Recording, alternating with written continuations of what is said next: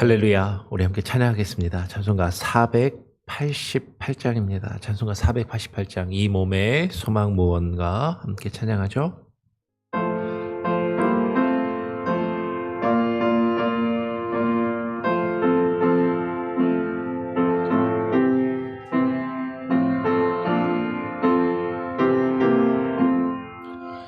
이 몸의 소망 무언가 우리 주 예수뿐일세. 우리 주 예수 밖에는 믿으리 아주 없도다. 주 나의 반석이시니 그 위에 내가 서리라. 그 위에 내가 서리라. 무섭게 비바람 부는 밤 물결이 높이 설렐 때 주 이루시는 은혜에 소망에 닿을 줄이라. 주 나의 반석이시니 그 위에 내가 서리라. 그 위에 내가 서리라. 세상에 믿던 모든 것 끊어질 그날 되어도 그 주의 언약 미사와 내 소망 더욱 크리라. 주 나의 반석이시니 그 위에 내가 서리라. 그 위에 내가 서리라. 바라던 천국 올라가 하나님 앞에 배울 때 그 주의 의를 힘입어 여시 바로 서리라. 주 나의 반석이시니 그 위에 내가 서리라. 그 위에 내가 서리라. 하나님 아버지, 그렇습니다. 이 세상의 삶을 살아가는 우리의 몸에 소망이 무엇이 있겠습니까? 오직 예수 그리스도가 우리의 소망이 되시고 주님 안에 우리가 소망을 품고 살아갈 때 우리에게 닥친 수많은 일들과 문제들도 주님 안에서 이겨내며 극복하고 또 새롭게 시작할 수 있는 힘과 용기를 또 얻을 수 있음을 고백합니다. 주님께서 우리에게 허락하신 그 언약이 무엇인지, 그 언약의 의미가 무엇인지, 우리가 무엇에 소망을 두고 살아가야 할지, 주님의 약속 외에는 주님께서 우리에게 약속하신 주의 구원과 하나님의 나라 외에는 우리에게 소망이 없음을 깨달아 알게 하시고 주님 안에 살아가게 하여 주시옵소서. 웨스트민스터 신앙 고백을 통하여 주의 언약에 대하여 함께 나누고 있습니다. 주님께서 우리에게 약속하신 그 언약을 또 깊이 묵상하며 그 약속을 되새기며 주님께서 우리를 향한 그 약속을 온전히 지키셨듯이 우리도 주님을 향하여 약속한 그 언약을 지키며 살아갈 수 있는 주의 자녀들 되게 하여 주시옵소서. 오늘 말씀하시고 그 말씀을 들을 귀를 열어주시고 눈을 열어주시고 마음을 열어주시옵소서. 감사하며 거룩하신 예수 그리스도의 이름으로 기도합니다. 아멘. 오늘은 웨스트민스터 신앙고백서 7장 하나님과 인간의 언약에 대하여 7장 4절의 내용입니다. 슬라이드 한 장인데요. 같이 같이 한번 천천히 함께 읽어보겠습니다. 같이 함께 읽어볼까요? 시작. 이 은혜 언약은 성경에서 자주 유언이라는 이름으로 제시되는데 이는 유언자이신 예수 그리스도의 죽음과 그 안에서 유증된 영원한 유업과 그것에 속한 모든 것과 관련하여 그렇게 불린다. 우리가 어제는 은혜 언약이라는 것을 하나님께서 행위 언약 대신 우리에게 주셨다라는 내용을 살펴보았습니다. 은혜 언약은 첫사람 아담과 하와가 하나님과 맺었던 그 첫 번째 약속, 그것보다 더 좋은 언약이라는 것이죠. 첫 번째 언약이 하나님 앞에서 철저한 우리의 마음과 생각과 모든 행동의 순종을 요구하는 언약이므로 우리의 삶의 모습이 그것을 통해서 행함으로 드러나야 한다라는 어떤 의미에서 행함 자체로 우리가 그 하나님께서 주신 그 영원한 복과 구원을 누릴 수 있게 되고 유지한다라는 그런 의미보다 그것이 전적인 순종을 요구하면서 그것이 실제적으로 우리 행함과 삶으로 나타나야 된다는 의미에서 행위 언약이라고 불렀다면 그 행위 언약을 인간이 지킬 수 없어서 타락한 인간이 더 이상으로는 그 하나님의 법을 온전히 순종할 수도 없고 하지도 않으려 하는 그 악한 모습 때문에 그 행위 언약으로 하나님의 법을 지키며 잃어버린 구원을 되찾을 수 없으므로 하나님께서 더 좋은 언약을 허락하셨는데 그것은 순전히 하나님의 은혜로 값없이 우리에게 주어지는 것이므로 그것을 은혜 언약이라고 부른다라고 하는 것을 어제 함께 나누었습니다. 그런데 오늘 7장 4절은 이 은혜 언약을 성경에서 자주 유언이라는 이름으로 제시하고 있다라고 이야기를 합니다. 보통 이 언약 혹은 언약 신학이라고 그렇게 이야기하는데 이 언약이라는 단어가 보통 영어 성경을 찾아보면 covenant라는 단어를 쓰거든요. covenant. 근데 이 covenant가 그냥 단순한 promise의 개념이 아니라 계약적인 요소가 있다. 그러니까 상당히 법적인 효력이 있기 때문에 이것을 언약 신학이라고 하지 않고 계약 신학, 계약이라고 그렇게 부르시는 분들이 많이 있어요. 그러니까 이 법적인 요건, 어떤 구속력이 실제적으로 주어진다라는 의미에서 이것을 커버넌트를 언약보다는 계약이라고 번역해야 한다, 말해야 된다라고 말씀하시는 분들이 계시고 그것을 강조합니다. 근데 그렇게 하다 보면 어떤 착각이나 잘못된 생각에 빠지기 쉽냐면 계약이라는 것은 계약을 맺는 두 당사자가 나름 물론 갑과 을의 그런 오늘날 세상에서도 고용자와 고용주의 어떤 고용인과 피고용인의 어떤 관계 속에서 맺는 어떤 좀 불합리하고 또 이렇게 대등하지 않은 계약이 맺어지는 경우들도 사실 많이 있기 때문에 물론 또 아니다라고 말할 수도 있겠지만 보통 계약이라고 하는 것은 이 사람과 내가 뭔가를 계약을 맺은 만큼 대등한 어떤 관계 속에서 이루어진다라는 그런 개념이 기본적으로 있다라는 것이죠.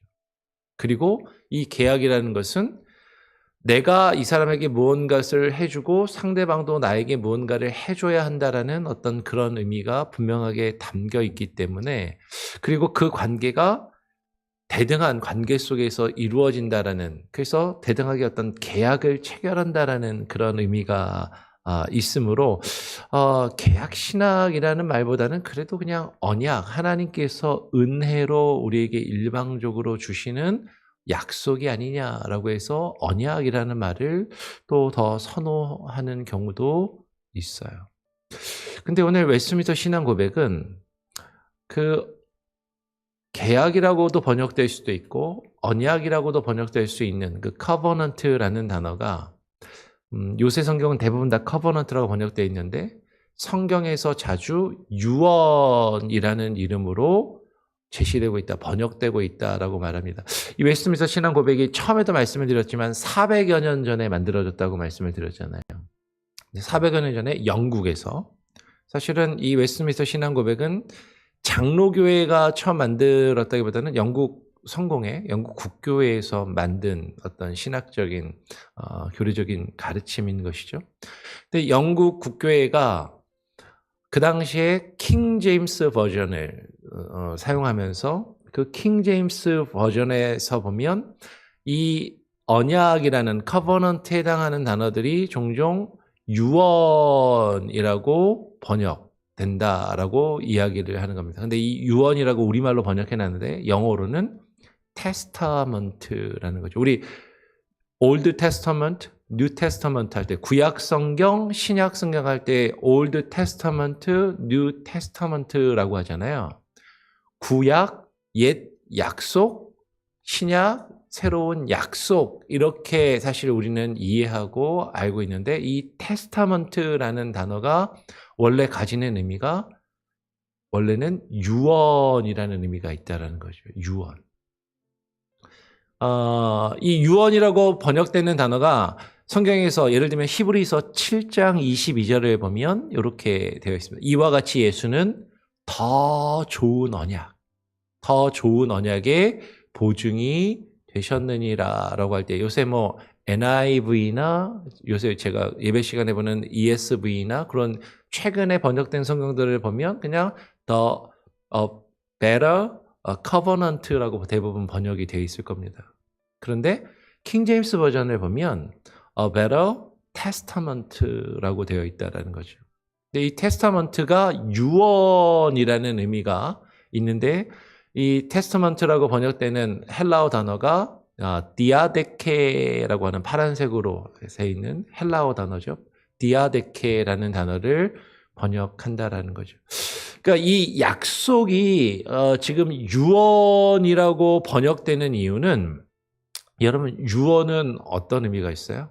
우리가 보통 뭐 부모님이 돌아가신다, 할아버지, 할머님이 돌아가신다 그러면 돌아가시기 직전에 가족들이 다 모인 앞에서 유언을 말씀을 하시기도 하고 혹은 돌아가시기 전에 유언장을 적어서 내가 뭐 예를 들면 자식에게 누구에게는 뭘 물려주고 누구에게는 뭘 나누어주고 뭐 이런 거를 정리를 하잖아요. 근데 그 유언은 돌아가시는 분이 자신이 가진 자신의 재산을 자신에게 주고 싶은 자식이나 누군가에게 자기의 뜻대로 일방적으로 유언을 통해서 증여해 주는 것을 바로 유언이 담고 있다라는 거죠. 그러니까 유언을 남기는 사람과 그 유언을 받는 사람 사이에 법적인 효력이 분명히 있는데 근데 그것은 유언을 남기는 사람에 의해서 일방적으로 주어지는 것이고 그 유언을 받는 사람은 유언을 남긴 사람이 자신에게 남긴 그 유언을 그것이 재산을 물려주는 것일 수도 있고 때로는 내가 죽기 전에 너한테 바라는 게 있다. 내가 죽으면 나한테 꼭 이렇게는 뭐 무덤은 어디다 해주고 뭐 앞으로 뭐 내가 죽은 날에 장례는 어떻게 해주고 뭐 이렇게 유언을 남기잖아요. 다른 형제한테 너는 이렇게 좀 다투고 갈등이 있었는데 화해했으면 좋겠고 뭐 하여튼 뭐 그런 유언을 남기면 그 유언을 받은 사람은 그것을 또 일방적으로 나에게 주어진 것이지만 그분이 돌아가시면서 나에게 남긴 유언이기 때문에 그것에 대한 부담감을 가지고 지켜야 하는 것처럼 지금 하나님께서 타락한 인간에게 베푸신 그 언약은 어떤 회사와 회사가 어떤 법적인 어떤 A와 B가 서로 대등한 관계 속에서 서로 조건을 주고받으면서 서로 네고시에이션을 하면서 내가 원하는 것을 더 받아내고 얻어내기 위해서 서로 흥정하면서 계약을 체결하는 그런 계약이 아니라 예수 그리스도께서 우리를 위하여 십자가에 달려 죽으시면서 남기신 유언과도 같다라는 것이죠.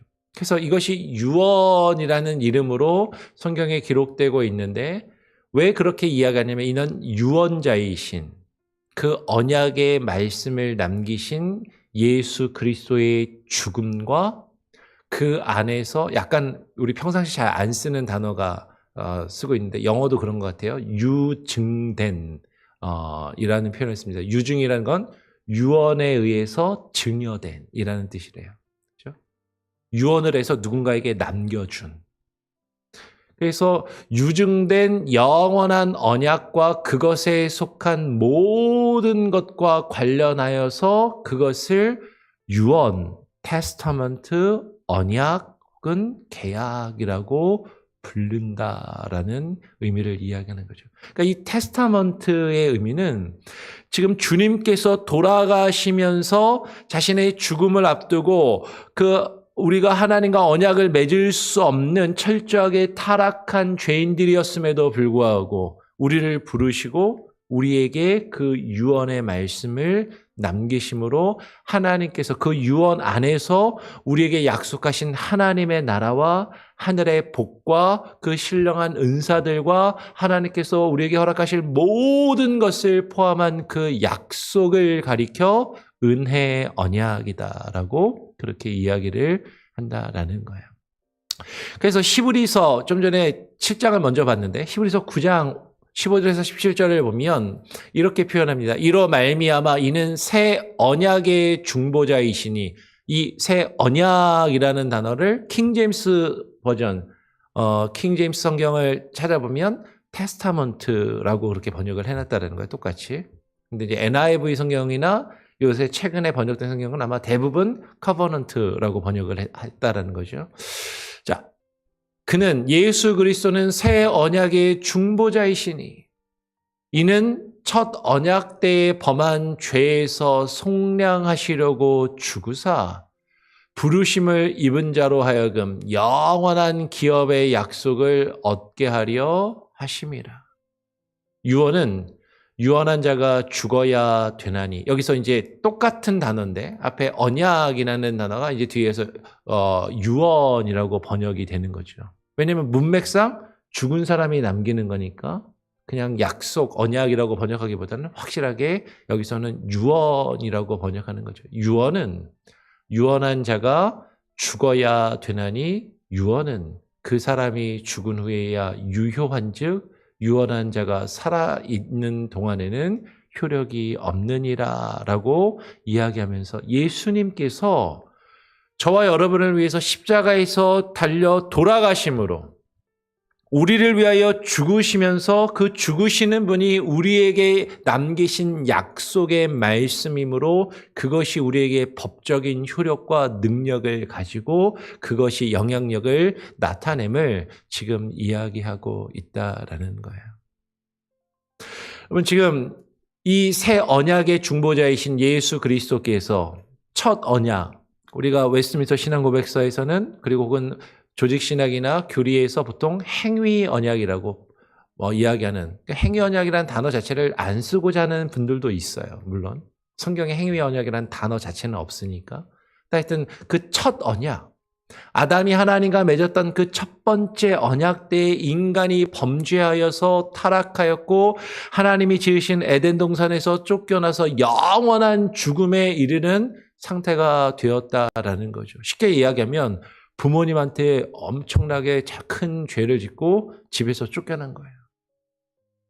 그리고 부모님 생일 때나 설이나 명절이 돼도 집에도 못 가보고 계속해서 밖에서만 떠돌던 자식을 그 부모님이 돌아가시기 전에 부르는 거죠. 와라. 나 죽기 전에 와라. 찾아와라. 그리고 그를 불러다가 돌아가시면서 너 지금까지 집을 나가서 내 얼굴도 보지 않고 그냥 떠돌아다니며 나랑 연을 끊고 살았지만 이제는 내가 죽으면 그렇게 하지 말고 내 집에 돌아와서 다른 형제들과 다시 화목하게 잘 지내라. 그리고 내가 너에게 남기는 이 재산이 있고 이 집이 있고 이것들을 내가 너에게 허락해 주니까 그것을 누리면서 너의 형제들과 다시 우위 있게 화목하게 지내라라고 유언을 하신 것과 같다라는 거죠. 예수님께서 저와 여러분이 우리가 지은 그 죄를 온전히 용서하시면서 그 우리의 죄를 사하시기 위하여 십자가에 달려 죽으시면서 그 유언의 말씀을, 그 약속의 말씀을, 그 언약을 남기신 것이 유언과도 같고 그것이 우리에게 유효하고 그것이 우리에게 효력이 있는 것은 그분이 죽으시면서 유언으로 남기신 법적이 있는 어떤 약속의 내용이기 때문이다라는 것을 지금 이야기한다라는 것이에요.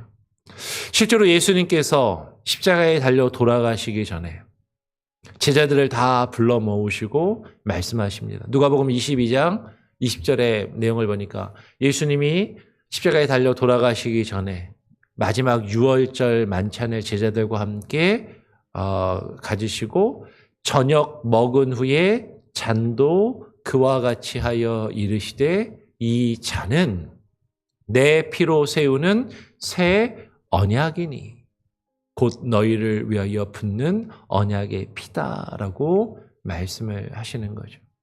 다시 이 내 피로 세우는 새 언약이라고 할 때 요새 나온 성경들 다 커버넌트라고 다 대부분 번역이 되어 있는데 이게 킹 제임스 버전을 보면 테스타먼트라고 또 돼 있어요.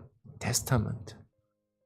내가 죽기 전에 내 피로 너희에게 남기는 유언이니까 너희는 이 유언의 말을 듣고 그것을 지켜 행하라라고 예수님께서 제자들을 다 불러 모으시고 마지막 유월절 만찬에 맺으시면서 주님이 피로 예수님의 죽음으로 그 약속을 그 언약을 새 언약을 예수님께서 세우셨다라는 것이에요. 예수님이 그렇게 그 언약을 십자가에 달려 돌아가시기 전에 그 언약을 남기셨기 때문에 여러분 교회는 그 예수님의 언약을 늘 기억하고 그것을 기념하는 것이죠.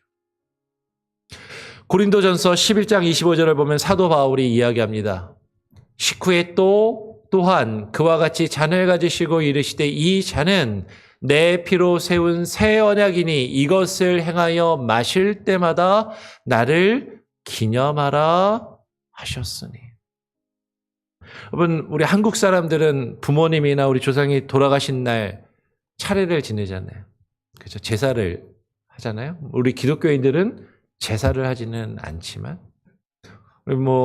돌아가신 그 부모님의 기일에 추도 예배를 드린다든지 기념 예배를 드린다든지 또 그렇게 합니다.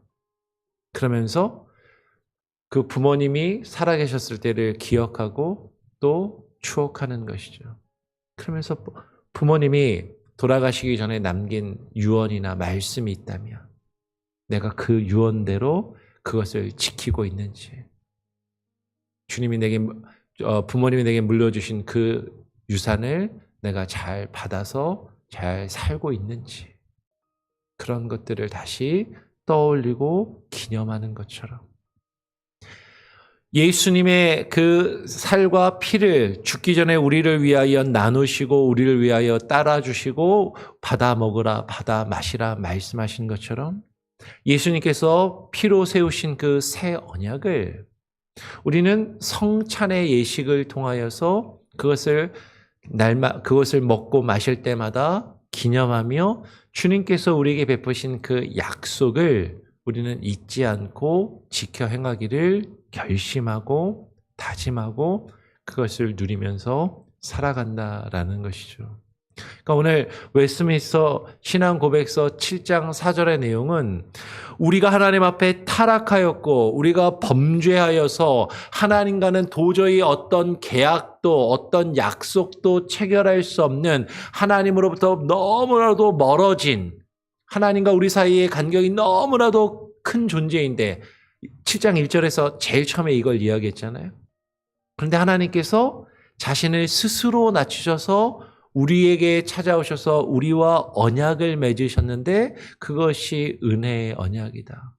근데 그 은혜의 언약은 마치 유언과도 우리에게 주어진 것이고 유언과도 같이 하나님으로부터 떨어져 버림받아 죽을 수밖에 없었던 우리에게 주님께서 자신을 낮추시고 찾아오셔서 일방적으로 우리에게 그 약속을 제시하시고 그 약속을 주심으로 법적인 관계를 우리가 얻고 누릴 수 있도록 하신 그 약속이 이 은혜의 언약이라는 것이죠.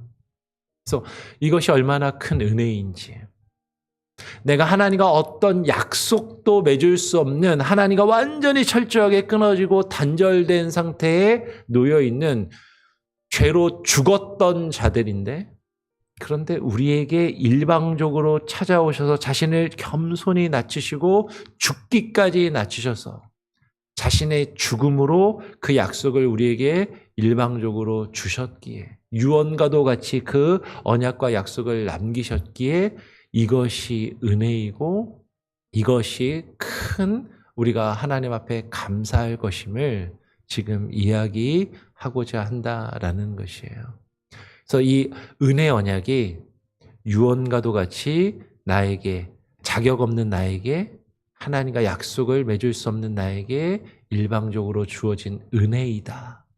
예수님의 죽음으로 우리에게 주어진 그 은혜의 약속이다라는 것을 기억하시고, 다 아는 내용이지만 다시 우리의 마음에 새기고 그 약속을 늘 기억하며 그 약속대로 그 약속을 지키며, 주님은 우리를 위하여 십자가에 달려 죽으심으로 우리를 향하신 그 약속을 온전히 다 이루셨습니다. 그러면서 주님께서도 우리에게 그 약속 지키며 살아라고 말씀하신 것처럼 우리는 때로는 실수하고 때로는 연약해서 그 약속을 온전히 지키지 못할 때도 있지만 그 약속을 늘 기억하며 그 약속을 지키기 위해서 주님이 주시는 힘과 능력으로 성령의 인도하심을 따라 그 약속을 이루어갈 수 있는 저와 여러분이 되기를, 우리 교회 공동체가 되기를 간절히 바라고 소원합니다. 아멘. 우리 같이 함께 찬양하고 또 기도하겠습니다. 찬송가 208장입니다. 찬송가 208장, 내 주의 나라와 함께 찬양하고 기도하죠.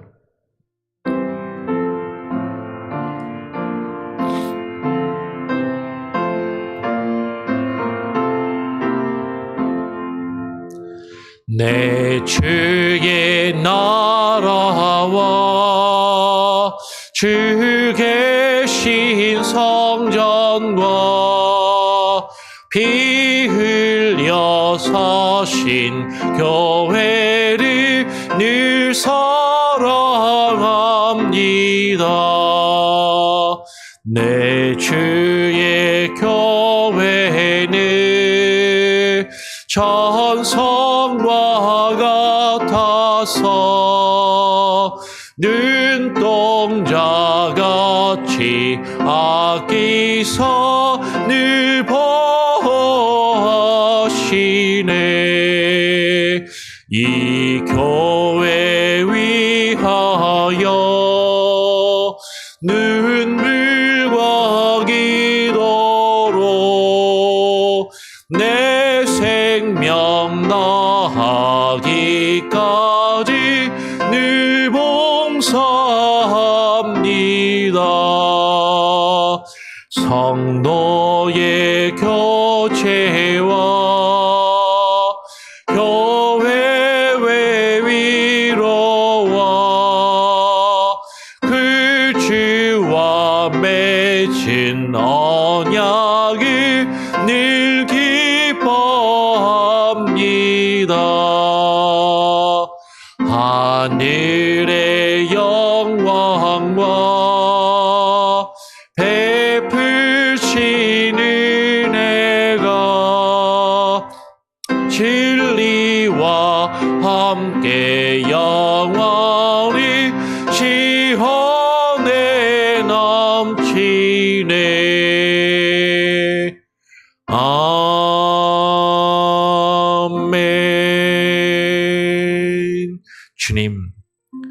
주님께서 십자가에 우리의 죄와 허물을 감당하시기 위하여 달려 돌아가시면서 우리에게 남기신 그 약속, 그 언약이 우리에게 유언과도 같이 주어진 언약의 말씀임을 하나님 우리로 하여금 깨달아 알게 하여 주시고, 주님께서 십자가에 우리를 위하여 달려 돌아가시며 죽으시면서 남기신 그 유언을 통하여 하나님의 나라를 우리에게 유업으로, 그 유언의 증여로서 우리에게 남기시고 허락하신 은혜이고, 주님의 십자가의 죽으심을 통하여 우리가 그 하나님의 나라를 누리며 그 하나님의 나라를 얻고 그 안에 들어가 하나님의 통치하심과 다스리심을 회복하며 그것을 누리며 살아갈 수 있는 그 참된 언약,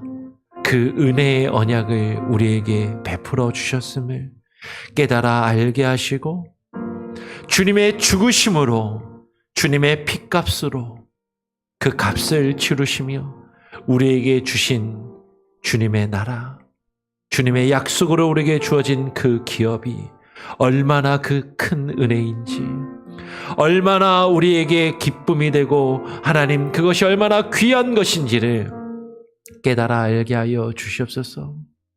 나는 그것을 받을 수 있는 자격이 없고 그것을 받기 위하여 주님께 대등한 그 어떤 것도 값을 치러 드릴 수 없는 죄악된 존재임에도 값없이 그 값을 치르지 아니하였음에도 우리에게 주신 그 하나님의 언약으로 주어진 하나님의 나라가 얼마나 귀하고 큰 것인지 하나님 머리로만 알지 않게 하시고 우리의 가슴으로 느끼게 하시고 우리의 삶으로 그것을 경험하며 살아갈 수 있는 귀한 은혜를 우리에게 허락하여 주시옵소서.